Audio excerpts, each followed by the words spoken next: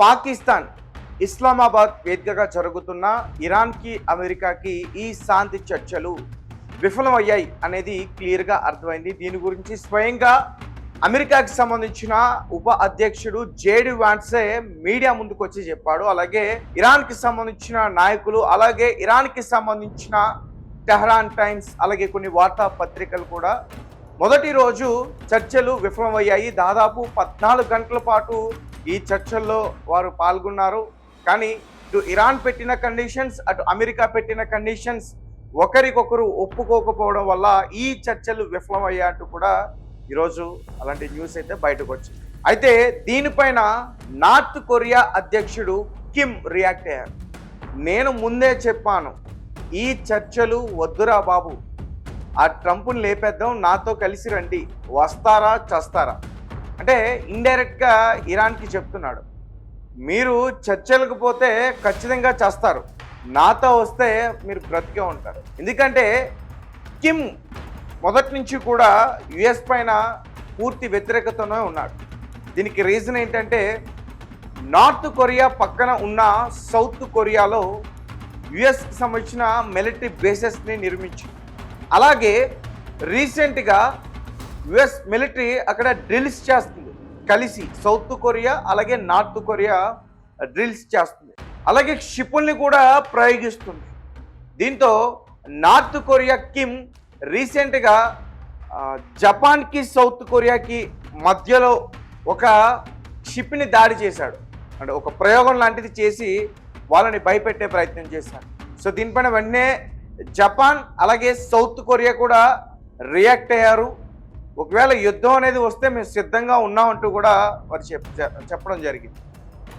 So north Korea పైన యుద్ధం చేయడానికి వాళ్ళైతే ఇష్టపడరు. ఒకవేళ నార్త్ కొరియా అటాక్ చేస్తే కానీ వాళ్ళు ఏం చేయలేరు. ఎందుకంటే నార్త్ కొరియాకి సపోర్ట్గా చైనా, రష్యా, పాకిస్తాన్, ఇరాన్ ఇటువంటి కంట్రీస్ అన్నీ కూడా సపోర్ట్ కొన్న ఒక్క చైనా చాలు, నార్త్ కొరియా పక్కనే ఉంటుంది. సో ఈ రకంగా కిమ్ అయితే వ్యాఖ్యలు చేయడం అయితే జరిగింది.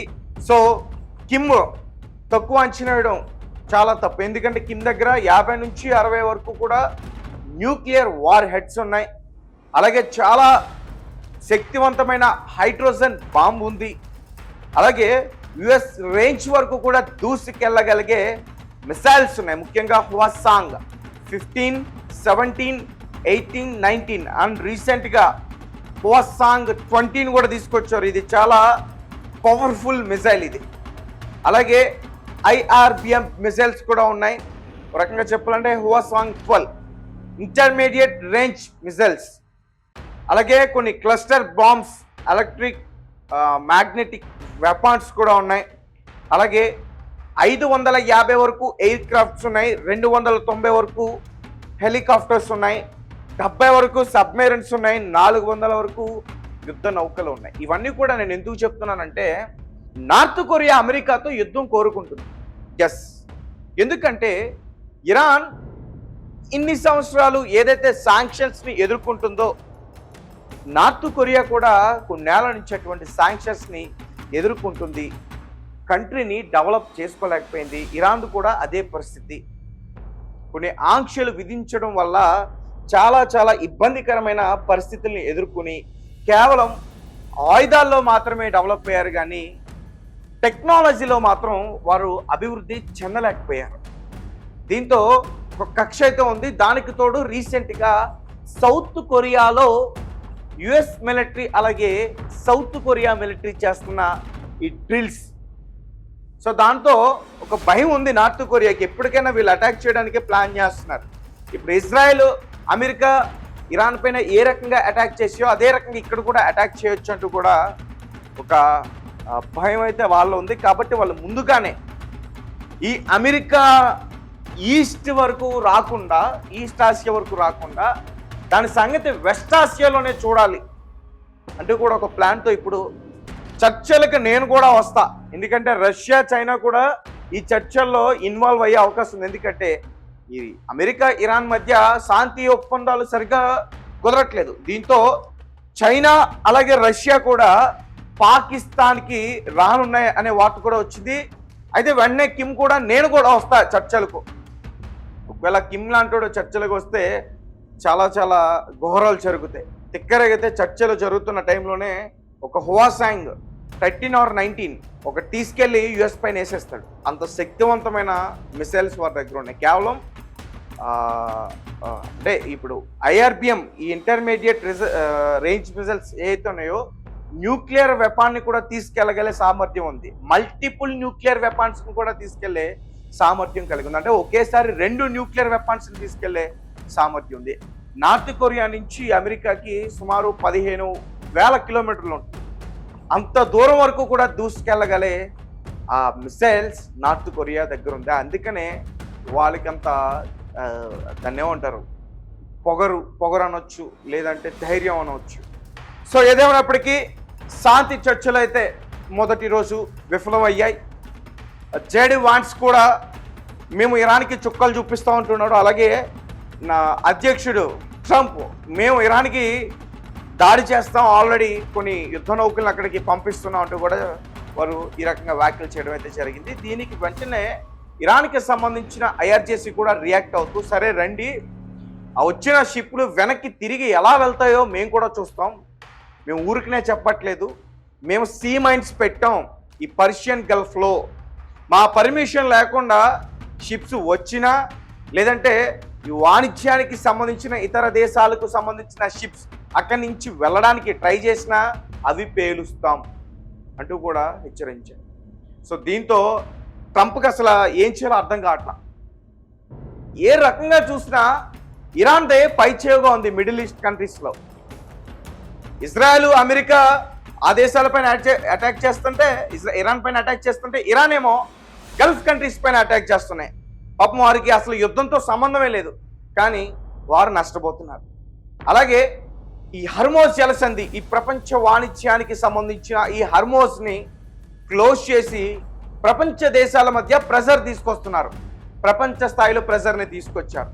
ఇప్పుడు ఈ చర్చలు ఫెయిల్ అయితే మేము అణుబాంబు వేసేస్తామని భయపడుతుంటే సరే వేసేయండి, ఇక్కడ ఎలా జరుగుతాయో మేము కూడా చూస్తాం ఈ ట్రేడింగు, మేము కూడా ఇక్కడ సీ మైన్స్ పెట్టాం, మేము ఉన్నా లేకున్నా అవి పేలుతాయి అంటూ కూడా ఈ రకంగా వాళ్ళు మాట్లాడుతున్నారు. దీంతో ఇరాన్ పెట్టిన కండిషన్స్ ఒప్పుకోవడం తప్ప అమెరికాకి వేరే మార్గం లేదనేది అయితే మాత్రం క్లియర్గా అర్థమవుతుంది. ఎందుకంటే అమెరికా పెట్టిన కండిషన్స్ ఏంటంటే, మీ దగ్గర ఏదైతే యురేనియం నిల్వలు 1000 పౌండ్లు అంటే 450 కేజీల యురేనియం నిల్వలు ఏదైతున్నాయో అవి మాకు అప్పచెప్పాలి, లేదంటే వాటిని డిస్ట్రాయ్ చేయాలి. అలాగే హర్మోజ్ని తెరవాలి. అలాగే మీ ఐఆర్జేసీ ఈ ప్రాక్సీ గ్రూప్స్, ఇరాన్కి సపోర్ట్ చేస్తున్న ఈ ప్రాక్సీ గ్రూప్స్, యెమెన్లో హౌతీస్ కావచ్చు, గాజాలో హమాస్ కావచ్చు, పాలిస్తాన్ గ్రూప్స్ కావచ్చు, హెజ్బుల్లా కావచ్చు, ఇటువంటి వాటికి మీరు ఆయుధాలు సప్లై చేయకూడదు, మీ మిసైల్స్ని మీ డ్రోన్స్ని ఇవ్వకూడదు అంటూ కూడా ఈ 3 కండిషన్స్ని పెట్టింది. ఈ మూడిట్లో ఒక్కదానికి మాత్రమే ఖచ్చితంగా అంగీకరిస్తుంది. అదేంటంటే హర్మోజ్ని తెరవడానికి ఖచ్చితంగా అంగీకరిస్తుంది. అది వీళ్ళ కండిషన్స్ ఒప్పుకుంటేనే. ఇక మిగతా 2 యురేనియం వార్ హెడ్స్ ఉండకూడదంటే ఒప్పుకోదు, ఆ గ్రూప్స్కి ఆయుధ దళాలు ఇవ్వాలంటే ఇవ్వకూడదంటే ఒప్పుకోదు. ఎందుకంటే మరి ఇజ్రాయెల్ ఆ గ్రూప్స్ పైన అటాక్ చేస్తుంది, సో ఖచ్చితంగా ఇరాన్ సపోర్ట్ ఆ గ్రూప్స్కి ఉంటుంది. ఇక అమెరికా పెట్టిన కండిషన్స్ అయితే ఇవి. ఇక ఇరాన్ పెట్టిన కండిషన్స్ విషయానికి వస్తే చాలా మంచి కండిషన్స్ పెట్టింది వాళ్ళ దేశ ప్రయోజనాల కోసం. అలాగే ఇజ్రాయెల్ మాత్రం ఈ హెజ్బుల్లా, ఈ గాజా ఇటువంటి దేశాలపైన అటాక్ చేయకూడదంటూ ఒక కండిషన్ పెట్టింది. ఆ కండిషన్లో మాత్రం అమెరికా ఒప్పుకునే పరిస్థితి లేదు, ఎందుకంటే అమెరికా ఇజ్రాయెల్ని ఒప్పించాలంటే చాలా కష్టమైన పని. సో ఖచ్చితంగా ఈ చర్చలు ఎన్ని రోజులు జరిగినా విఫలం అవ్వడం పక్కా, మళ్ళీ యుద్ధం కొనసాగడం పక్కా అని అంతర్జాతీయ నిపుణులు, విశ్లేషకులు కూడా ఇదే రకంగా చెప్తున్నారు. అండ్ చర్చలు మొదలవ్వక ముందు కూడా మా రెడ్ టీవీ కూడా ఇటువంటి విషయాలను ఎక్కువగా మీకు షేర్ చేసింది. చర్చలు విఫలం అవుతే ఎందుకంటే ఇవి కారణాలు. వీళ్ళు పెట్టిన 10 కండిషన్స్, వారు పెట్టిన 3 కండిషన్స్. సో ఇక చర్చలు విఫలం అవుతాయి, ముందు కూడా విఫలమే అవుతాయంటూ కూడా కిమ్ ఏం చెప్తున్నాడంటే, ఇటు చైనాని రెచ్చగొడుతున్నాడు, అటు రష్యాని కూడా రెచ్చగొడుతున్నాడు. ఒకవేళ కిమ్ లాంటోడు వస్తే యుద్ధంలోకి చాలా చాలా దారుణాలు జరుగుతాయి. మన దేశానికి కూడా ఖచ్చితంగా ఎఫెక్ట్ ఉంటుంది. సో గైస్, మీ కామెంట్స్ ఏంటి, మీరేం చెప్తారు? మరి ట్రంప్ లాంటోని వెనక్కి తగ్గించాలంటే, వాడిని వెనక్కి పంపాలంటే, లేదంటే ట్రంప్ లాంటోని చంపేయాలంటే కిమ్మే కరెక్ట్ అంటూ చాలా మంది కమెంట్స్ చేస్తున్నారు. సో మీరు ఏ రకంగా కమెంట్స్ చేస్తారు అనే విషయాన్ని మాకు తెలియపరచండి.